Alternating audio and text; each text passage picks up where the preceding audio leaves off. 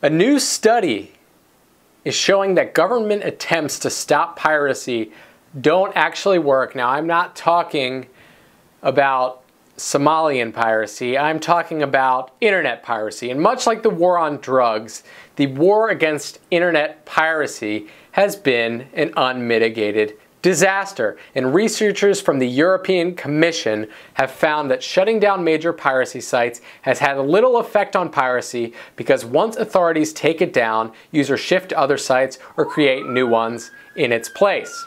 Okay, check this out. So the study was called the Online Copyright Enforcement, Consumer Behavior, and Market Structure Study, jointly performed by the Commission and Joint Research Center. It found that taking down this popular site, so around the time when this research began, there was a site in Germany called kino.to. Now, what happened was the authorities took this website down and immediately they saw a drastic decrease in downloading. But this was a steep and temporary drop in online video streaming. Pirated traffic decreased 30% in the 4 weeks after the government shutdown of the site in 2011.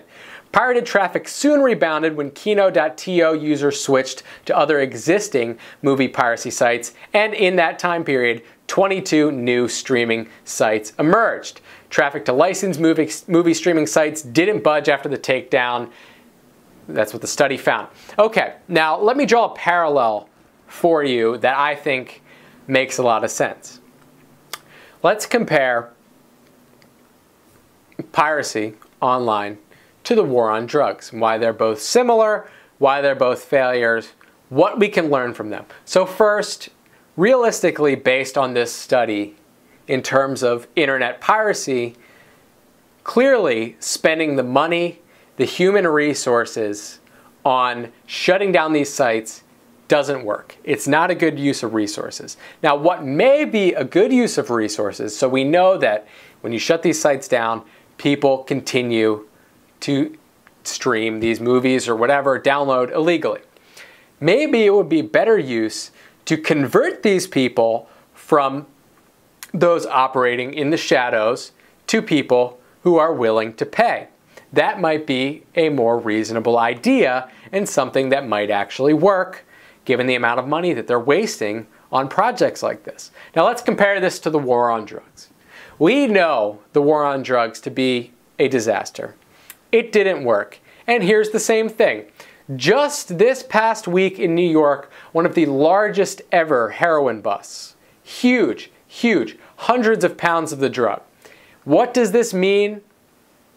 The amount of people using drugs aren't going to change as a result of this bust. What is this bust going to do? Increase competition among the people trying to buy it and raise prices. It does nothing to address the underlying issues about why people are using drugs. Now, if we take these people who use drugs and put them in a situation where they are no longer in the shadows, two outcomes. One, the effects to society of prohibition are going to be decreased almost instantly, right? If we make drugs legal or offer some way for people who are using them to not have these artificially imposed consequences, right, just for using a drug. I'm not talking about the things that come as a result of prohibition. I mean, if you steal, if you hurt someone, you should go and have some kind of consequence. But using drugs, right? If we bring these people out of the shadows, we're going to see the problems start to disappear.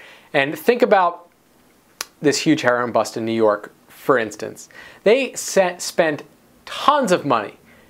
They probably spent as much money on the investigation as the drug dealers stood to make from this big sale, right?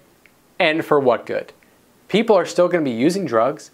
This bust isn't going to say, oh, okay, never mind. I'm not going to go buy what I need today.